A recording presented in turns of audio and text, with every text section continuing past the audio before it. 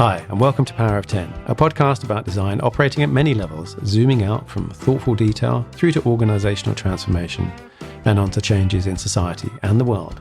My name is Andy Polaine. I'm a design leadership coach, service design and innovation consultant, educator and writer. My guest today is Alison Coward, a strategist, workshop facilitator, coach, trainer, keynote speaker and author with 20 years experience in leading and facilitating creative teams. She is sought after by top-tier clients such as Google, Euronext, Barclaycard, the Wellcome Trust, and Channel 4. I first came across Alison several years ago through her book, A Pocket Guide to Effective Workshops, published by 5 Simple Steps. And she just recently published her new book, Workshop Culture, a guide to building teams that thrive, which we're going to talk about today, amongst other things. Alison, welcome to Power of 10. Thank you for having me. So you've got one of those comma-separated careers like I have with lots of different things. Tell us a little bit about your journey from where you've been to where you are now. Oh gosh, that question is like, where do I start? So I think I'll probably start from just before I set up Bracket. And before I set up Bracket, I was working in, it was a sector that was kind of, in the UK, we had all this funding that was poured into developing the creative industries. And I worked for organisations that provided support to creative businesses, self-employed creative freelancers. Yeah. I was really passionate about how to help their businesses flourish. Worked for a few organisations, like publicly funded organisations. And then I started working at the Enterprise Centre at the University for the Arts London. Just before I joined the University of the Arts London, working there, I actually did an MA in Enterprise and Management for the Creative Arts. And that was really because I was, so passionate about supporting creative businesses. I wanted to really have some theory behind the support that they needed and how organisations like the ones that I worked for could provide effective mechanisms to really help their businesses to grow. During my MA, sounds funny to say that I stumbled across the concept of collaboration. Well, not the concept of collaboration, but all of the content, the research that I was reading pointed to collaboration as such a key aspect of the creative industries in businesses growing and developing, and this whole idea of networks. And so my whole MA was really exploring what does it look like to provide some kind of platform that brings creative practitioners together, not just to network, but to actively work on projects together. And produce stuff together. So these kind of freelancers that often create their own work independently, what would it be like to bring them together into teams? And that was actually the first iteration of Bracket, bringing independent freelancers together into projects. And as part of that, because I was kind of like the producer type, I took the producer type role. When I brought freelancers together, I wasn't a content creator. I was the person that facilitated those teams. I kind of saw my role as the person that would, first of all, make sure that the team was set up in a way that brought the most diverse skills together that was needed for that project, but then also created the environment for those individuals that had never met before to collaborate effectively to kick off the project and throughout a project. And that's kind of when I stumbled across the idea of facilitation. So, in the creative arts, which is the kind of milieu, I guess, were these freelancers in that sort of realm, for starters? I guess I'm making assumptions based on the MA you did, but were they in the creative arts or was it in kind of other areas? It was varied, actually. So I worked for an organisation that supported, we called them designer makers at the time. So these were like furniture designers and Right. Home furnishing designers, the types of designers that you might see at the Milan Furniture Fair, that kind of thing. Yeah, okay. And then when I started working at the University of the Arts, that was really varied because it was really all of the disciplines that were studied at the University of the Arts, which ranged from kind of ceramics and jewellery all the way through to fine art, photography, film, media. Yeah. And the creative industries have got a really high proportion of individuals that are self-employed. So the centre that I worked for was all around helping students and graduates develop the skills that they needed to set up as freelancers. And the reason why I was asking was where I was going with that question originally is I studied film and video and photography and this new thing, digital thing, back in the early 90s. And the filmmaking thing was actually what I wanted to be. It was a thing that's really stuck with me as a sort of model for collaboration, of multidisciplinary collaboration. So I guess when I think of the performing arts in particular, whether that's film, TV, theatre, music, there is kind of collaboration baked in. And I'm interested to know whether that was, new to you or new to them, or whether actually when you kind of were taking this facilitator role, this is a role that hadn't been there before for these people. Yeah, interesting. I guess it was, in a sense, new to me, because it felt like I kind of discovered how important it was when I was doing my MA and I was reading all of these books by Charles Ledbetter and Daniel Pink and Teresa Marbile, all sort of looking at the sort of the field of creativity and how kind of networks and collaboration were really key to that. John Hawkins, those kinds of things all come back to me now. And the project teams that I set up, we didn't really do anything within the performing arts. It was more kind of marketing-led projects. So I was bringing together, say, an animator together with a graphic designer, together with a copywriter who would, their roles, the way that they ran their businesses was to either create their own content and sell it, or they would work as freelancers. So this whole idea of kind of coming together into a team from scratch wasn't something that they would do. They might do that when working with an agency, but not sort of independent of an agency in a sense. It's almost like we were building like these mini kind of enterprises, temporary enterprises. Yeah, I mean, that's the model from film that I really like too, which is this idea.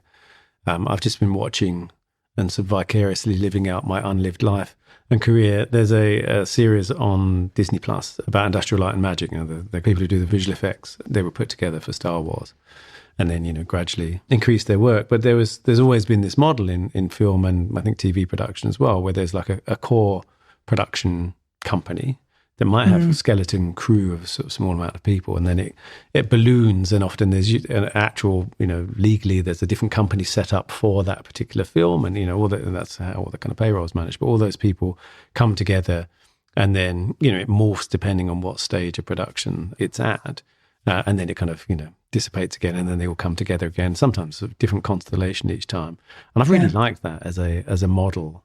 Definitely. And I'm wondering, I'm jumping ahead actually, but I'm wondering about, one of the things that's quite nice about that is this idea of there's a kind of, there's very clear discipline, more or less discipline boundaries. And when you just talked about, an animator and an illustrator and things like that, but also there's a very clear kind of production structure and an approach. But also it's kind of time boxed, right? And your book is kind of more about an ongoing thing and culture. And I'm wondering if you see there's some advantages to this idea of like, we're going to be working intensively together for, could be as little as a few weeks, could be several months, but then that's kind of over. And that idea of kind of reconstellation is a good thing, or whether you feel like, but teams and creating a culture that's ongoing for, say, many years is really the thing to strive for, or if I'm sort of making a straw man there. But I think it's both. Firstly, I want to say that the model that you referred to in the film sector, it is called the Hollywood model. It was kind of something that was, when I was doing my MA, it was spoken about quite a lot. I think it was Charles Handy that spoke about this kind of hub and spoke model that you mentioned. So there was this kind of conversation around how can the Hollywood model be used in other sectors. So I think that's probably one of the things that largely inspired me.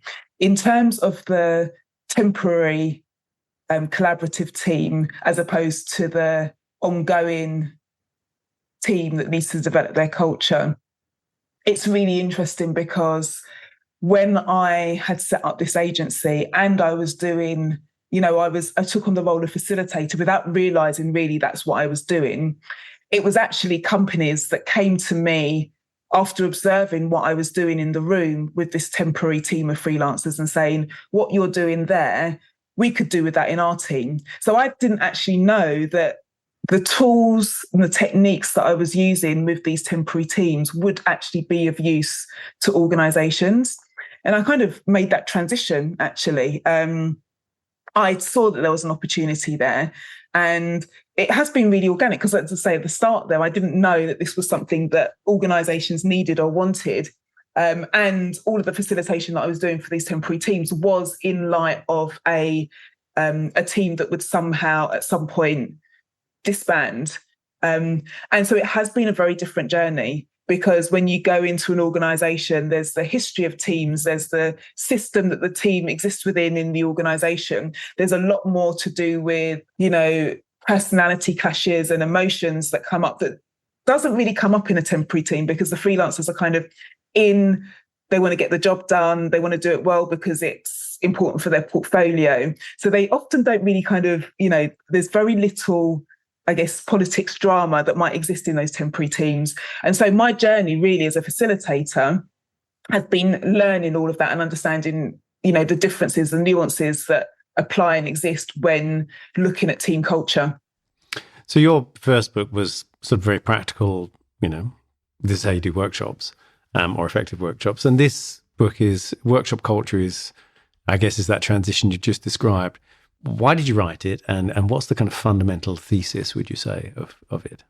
Yeah, so the fundamental thesis, I'll start with that. The fundamental thesis is that what happens in workshops, in really well-facilitated workshops, collaboration, creativity, a team that's engaged, great conversations, great ideas, is great.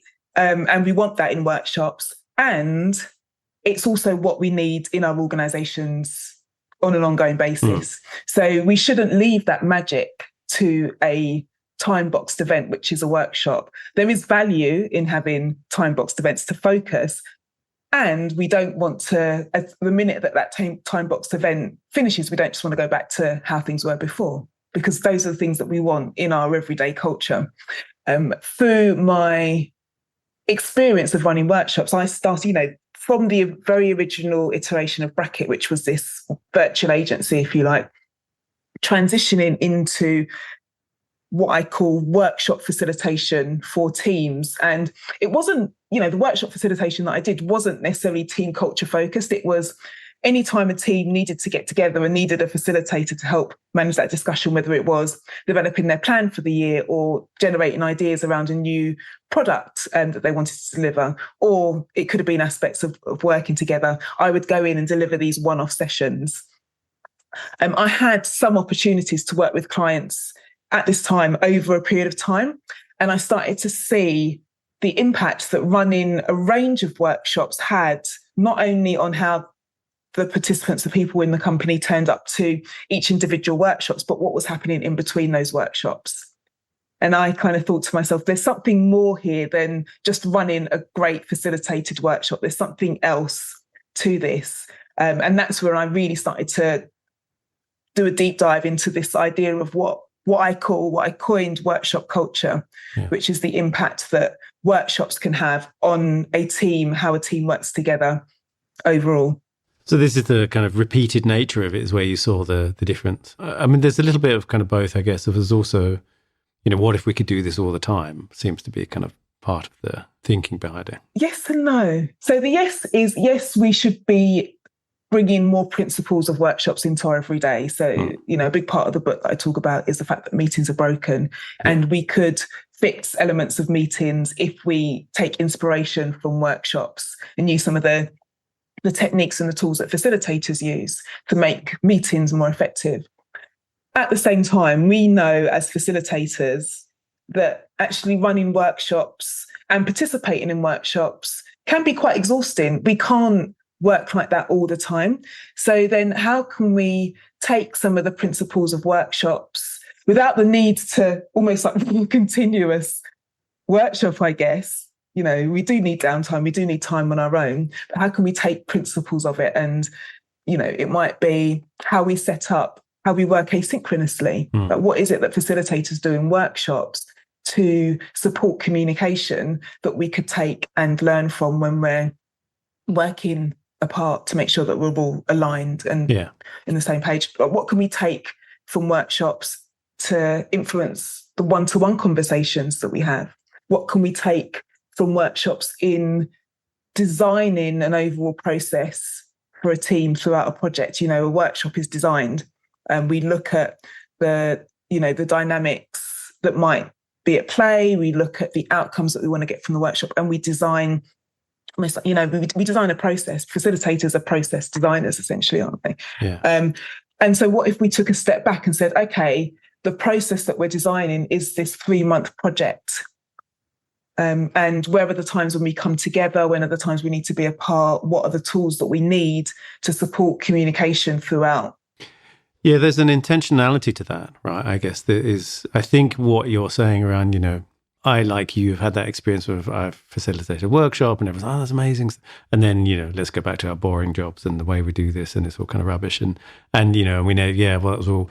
And workshops get a bad name, I think, because that was all kind of lots of hot air and sticky notes. And now we have to kind of go back to the reality of the fact that, everyone is fighting over stuff, and we have to use these crappy tools and all the rest of it.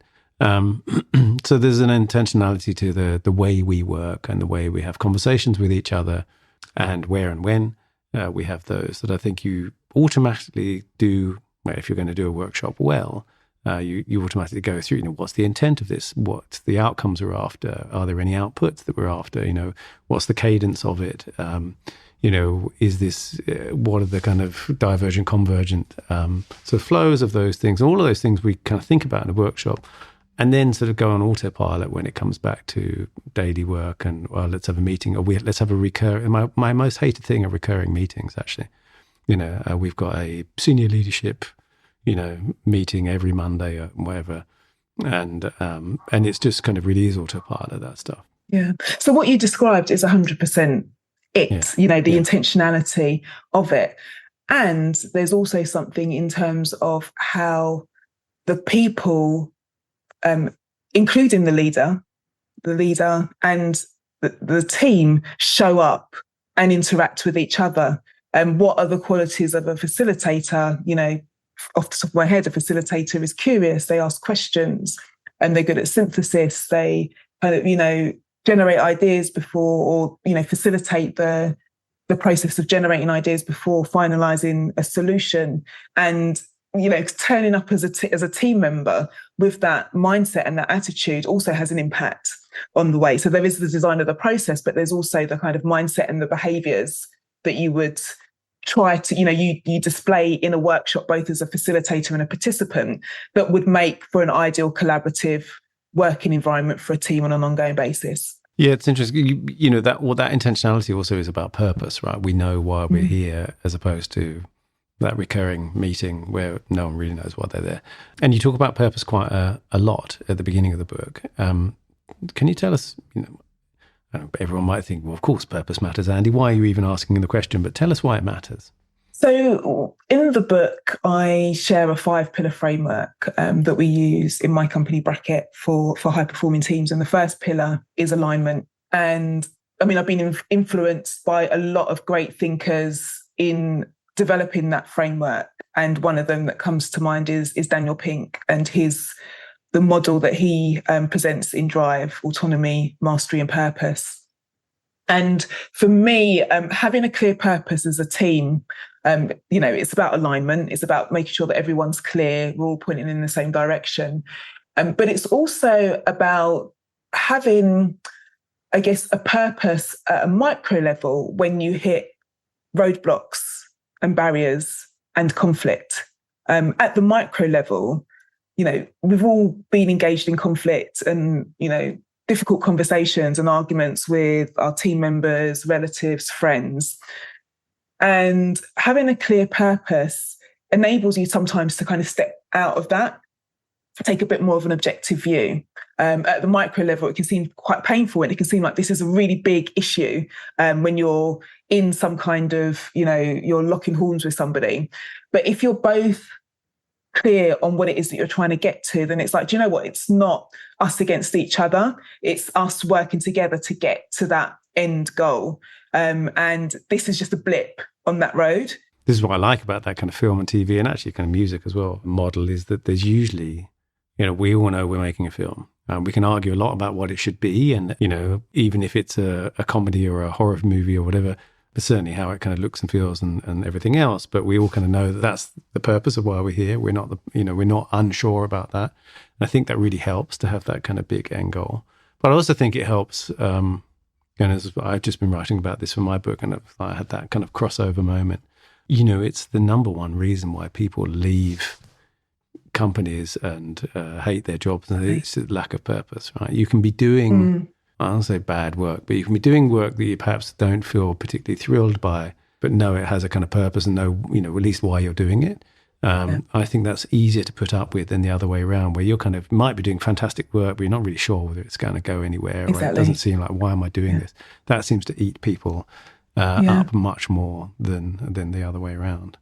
I think there's actually some research. I don't know which of my books. I think it might be a Dan Ariely book, where he talks about a research study where they were looking at students that were trying to get donations for a fund, and the students that knew exactly who or an individual that they were trying to raise those funds for did better than the ones that were just trying to collect funds. Yeah.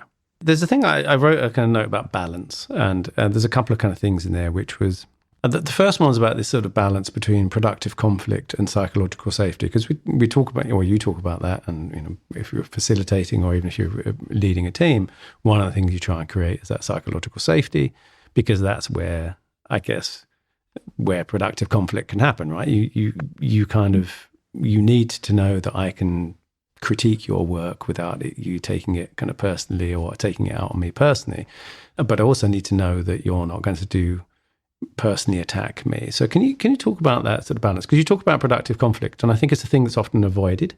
Conflict just in general.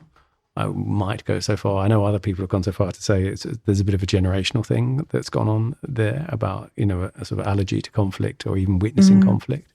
But there is obviously kind of balance between. So there's like a relationship between the two. And I wonder what your view is on getting that balance right.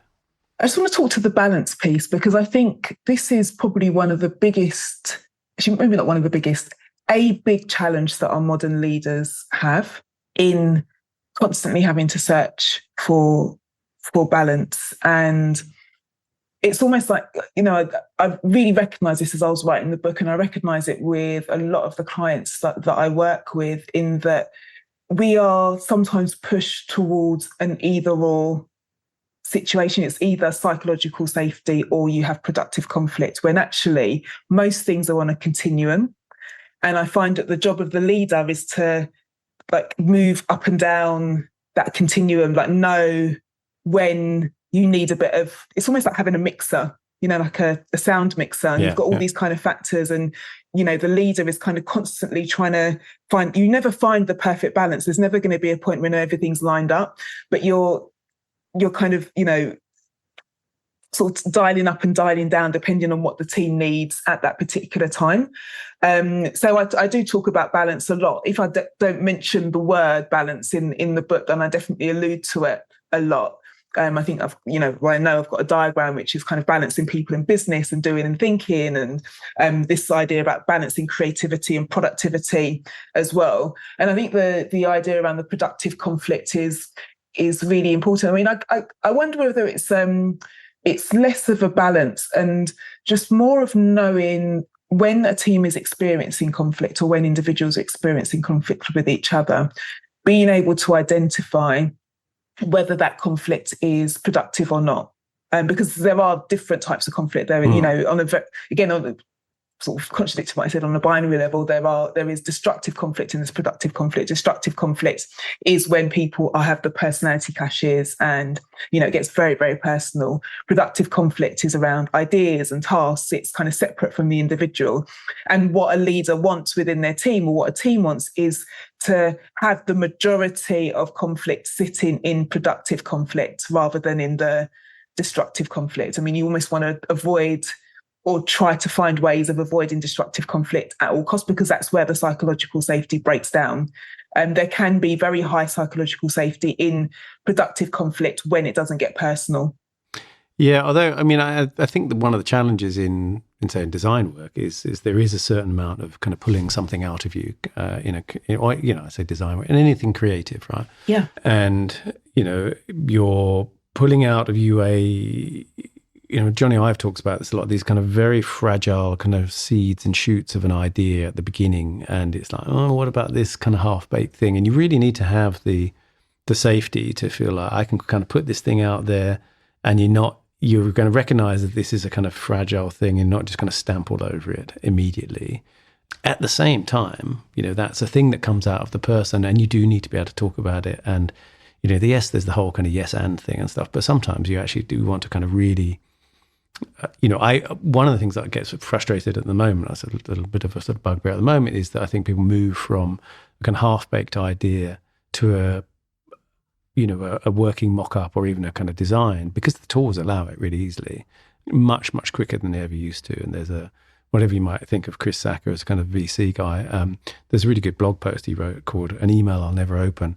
And there's a thing in it where he says, too many of you are moving from idea to kind of production because the barriers of that are so low now, without really going through the process where loads of people beat the shit out of an idea before you take it forward. And I think that bit is really, really important. And I feel like sometimes I'm not at all advocating for toxic environments. I'm going to really kind of advocate against it all the time. But there is something there where I've seen people use psychological safety as a way of saying, I don't want to hear criticism. And that's kind of different thing, right? Yeah, that's not psychological safety. That psychological safety is the ability to be able to speak up and be honest without fear of, being ridiculed. Yeah. And so there are a few things around what you said there that I want to point to. One point is around making the space for that criticism. Yeah. Often, these ideas are half-baked, and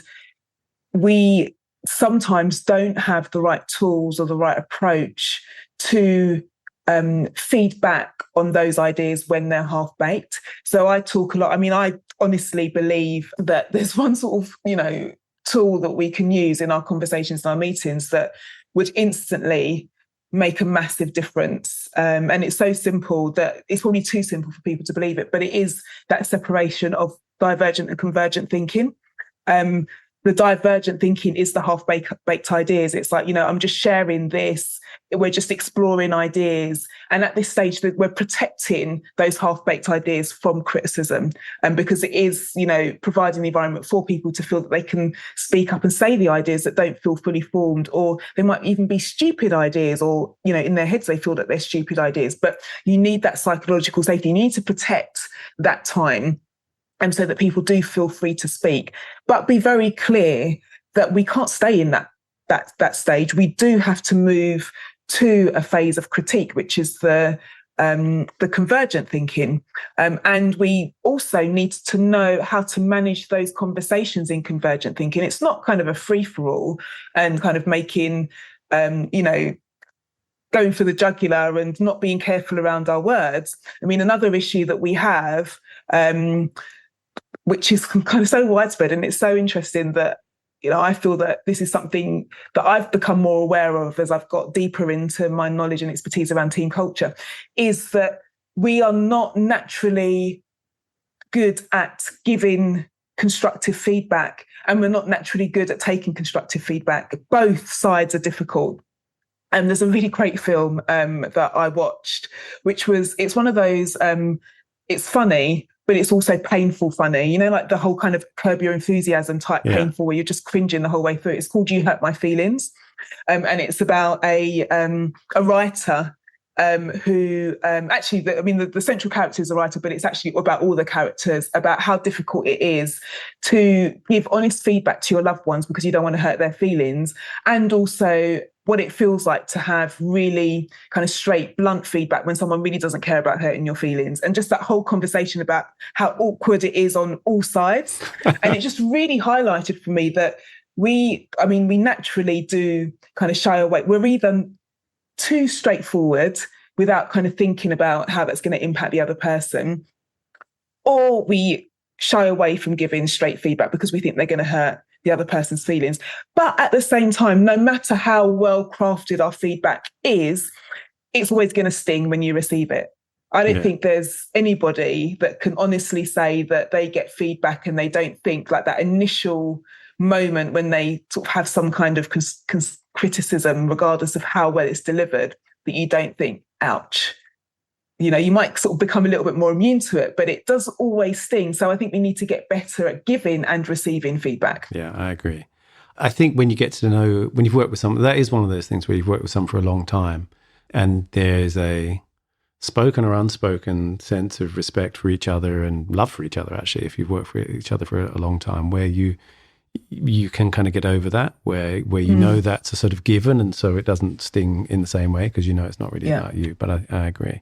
There's a kind of paradox there I've found, which is this thing I've often said, which kind of rules set you free. And it comes in my PhD was about sort of interactivity and play. And one of the things in play and in games is you have rules in order to enjoy the game, right? And if you break the rules in a game, you actually kind of ruin the game. You ruin the enjoyment of the game quite often, unless that's what the game is how you kind of sneak by the rules. And I think there's a very true thing in sort of feedback culture as well, which is, as you kind of pointed out, it's a thing that you have to learn, and sometimes structure. And I think I see a lot of leaders go, oh, my teams aren't really kind of critically thinking enough, and they're not really, in feedback sessions, that it's not really going deeply. And I often ask whether they've sort of intentionally structured that or not, or whether it's more like a kind of showcase with, hey, everyone, come and show us your latest work. Right. And in that, you don't set up the kind of permission space, right? In the sort of whole play and game kind of theory, there's this idea of the magic circle, as by this guy Huizinga from some time ago came up with this. But if you think in a boxing ring, you're allowed to hit someone in the face. You're not allowed to hit them beneath the belt. Or in rugby, you're not allowed to kick the ball.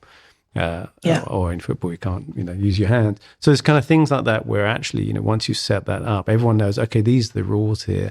And I think it sets you free because everyone knows, oh, well, I'm saying this because that's the rules of the game. Yeah, 100%. And this is allowed in this space, but not in this other space, right, outside of that. Absolutely.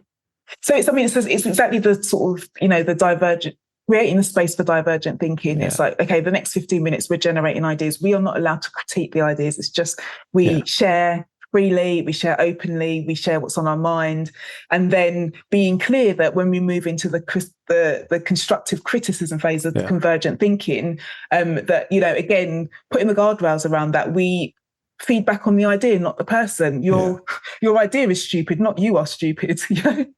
Which I'm not sure makes any difference. Yeah, and it's weird because people know that from brainstorming, right? A lot of people know the rules of brainstorming, if you like, but not the other end of it. Exactly. And there's tools out there for that. There's like Edward de Bono's 6 thinking hats, where you kind of you have a different color for a different way that you give feedback, or you assess ideas, or you can agree as a team on a set of quality criteria. It's like, okay, let's generate lots of ideas, or even before you generate the ideas. In fact, no, not before you generate the ideas, because that might lead, but after generating the ideas, what are the criteria? What is it that would make a good idea for us? Now let's assess all of the ideas that we generated against that set of criteria. Yeah, rather than just kind of voting with a dot. Exactly. Yeah. A rose thorn bud is nice because there's a feedback structure. But I think the nicest bit about it is one of the rules is you take, so for those who don't know, roses are the good things that people think are good.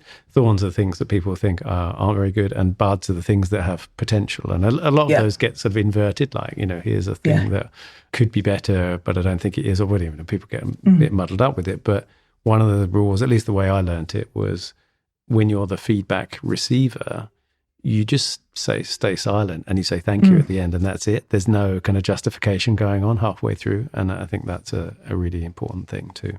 Yeah. You have this framework. You have these 5 pillars. Tell us what they are. So the 5 pillars are alignment, cohesion, communication, design, and change. And the idea is that it's not a step-by-step process. It's almost like sort of having an awareness of to what extent each of those are present within your team, but it does give you an indication of kind of where you need to start. If you have a team that is experiencing lots of conflict and there's low productivity, you can't skip past the alignment and the cohesion pillar. You have to do those. And the more sort of high performing teams that I tend to come across, it's not that we don't have to focus on the alignment cohesion pillar, but we can kind of go through those a lot more rapidly. So alignment is, are we all on the same page? Are we all pointing in the same direction? Are we clear on our vision? Have we developed values that we agree that we're working towards? All of those kinds of things around, what do we need to do as a team, and how do we need to be as a team to make it happen? Cohesion is around individual working styles and kind of just developing those connections in the team. One of the biggest sources of conflict in a team, not research backed, but from my observations, is different working styles and people not being able to see things from other perspectives. So you might have someone who is like really great at ideas development, but they can be a little bit fluffy around getting things done and meeting deadlines. And you've got sort of the producer type person. You've got the producer type person who's really good at hitting deadlines, and they may clash. But the cohesion pillar is about helping people to understand that there's different ways of approaching work, and that actually those different ways of approaching work are valuable within a team.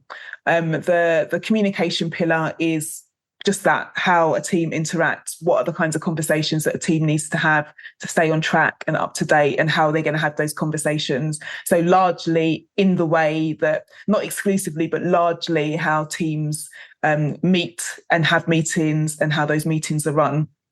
And design is around ways of working. So is there anything additional to meetings that could be designed, like you mentioned, intentionally to support connection, collaboration, rituals, routines, systems, processes that can bake in the way that a team needs to be into the way that they work, and kind of support that.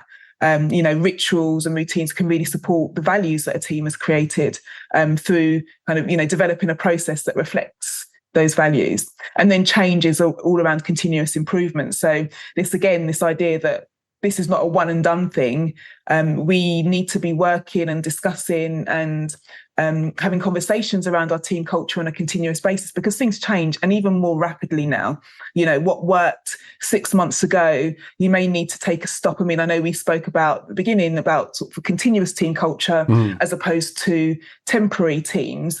Actually, I'm kind of seeing a little bit more of these sort of the elements of temporary teams coming into teams that are working together on an ongoing basis, because things are changing, whether that is, the team structure changes, the team makeup changes, there's new conditions on the way that they work, or there's new requirements of them. And all of that requires a recontracting of the culture. Is the culture that we are working to, or the way that we work, is it relevant for the context that we're sitting within now? And so that's the change pillar, sort of around having those conversations and staying accountable and just keeping it all top of mind, basically. Yeah. So you've talked about them as pillars, but your diagram is a wheel, actually, isn't it? With kind of like segments, and so that idea, I guess, of you can come in at any point on that wheel and sort of go around, and you said you've got a tool, haven't you? You've got like an assessment thing on the workshopculture.co.uk. Yes, yeah.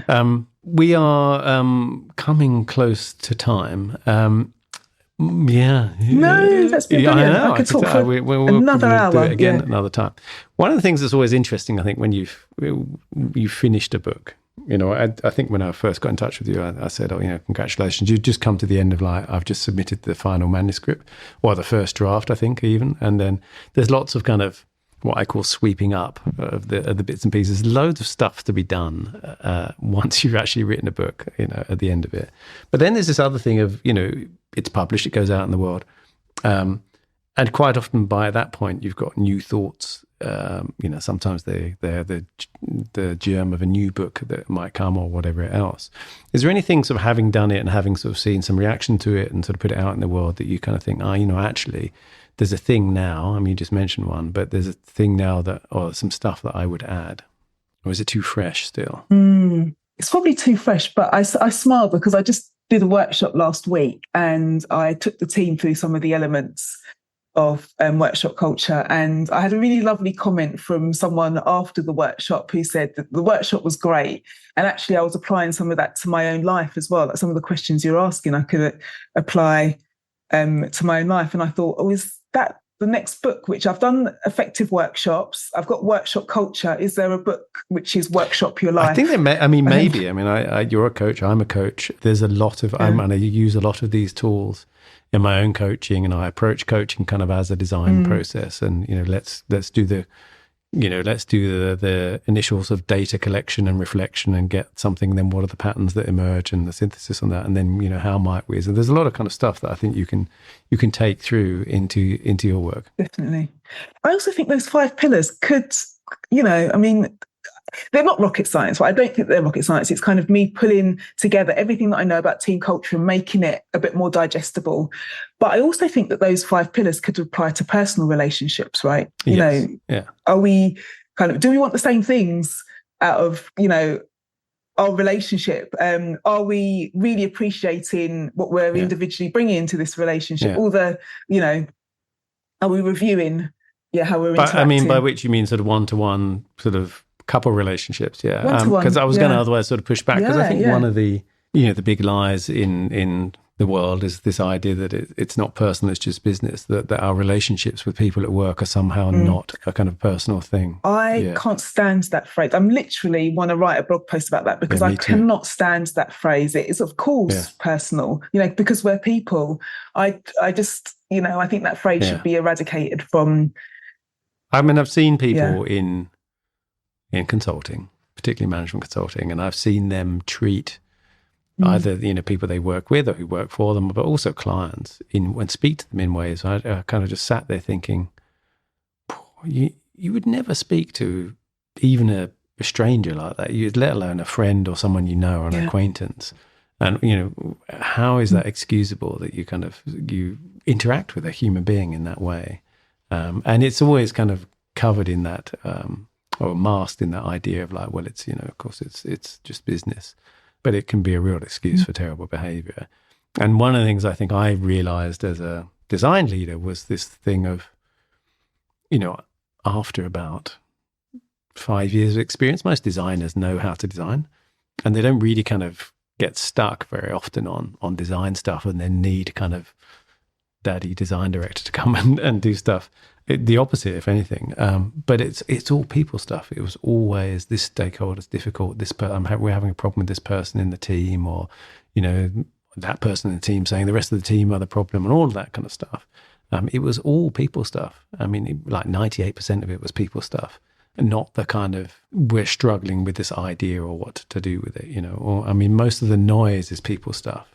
Yeah, and I think this is one of. I kind of talk about this at the end of the book a bit more, but maybe this is the next book. But I honestly believe, we spend a lot, particularly in the knowledge economy, we spend a lot of our time at work. We put a lot of energy into our work. And like you say, 98% of the challenges that we face are people focused. So if we can improve the way that if we have the tools and the awareness and the skills to improve the way that we interact with other people, and we even brought that percentage down to 70%, imagine the impact that would have on our experience of work, and therefore then our experience of life, because we spend so much time at work. And so this is one of the reasons for me writing Workshop Culture. So I have the privilege to be trusted by so many teams and going in and seeing some of those, I work with some brilliant teams that are great. And I also see some tricky situations as well. And from an outsider, from an objective point of view, sometimes you kind of see people are so, when you're in the state of conflict, you're so intertwined in it that you can't take a step back and sort of question whether this is necessary. Yeah. Whereas from someone on the outside, you can kind of say, your life would just be so much easier if you just took a step back and, thought about this in a different way, or thought about repairing that relationship. I know it sounds easy and simplistic, but this is one of sort of my reasons for writing this book. It is to kind of look at work. For some people, work is that. Work is the challenging relationships they have with people, and that's all work is for them. It is difficult, it's not enjoyable, or everyone else that they work with is the problem. And for me, work doesn't need to be and shouldn't be like that. We should be solving big problems together. We should be putting our energy into solving the big problems rather than trying to figure out how we, solve the conflicts that we have. Yeah. Some of which are very unnecessary. There's a blog post I wrote a while ago, and I use it quite a lot in is this idea of that leadership is sort of slow motion facilitation, like you're doing it over kind of a very long period of time. There's similar things to really what your book is about, actually, of applying what you know from running a workshop over sort of what might be a couple of hours, half a day in, over a kind of longer period of time.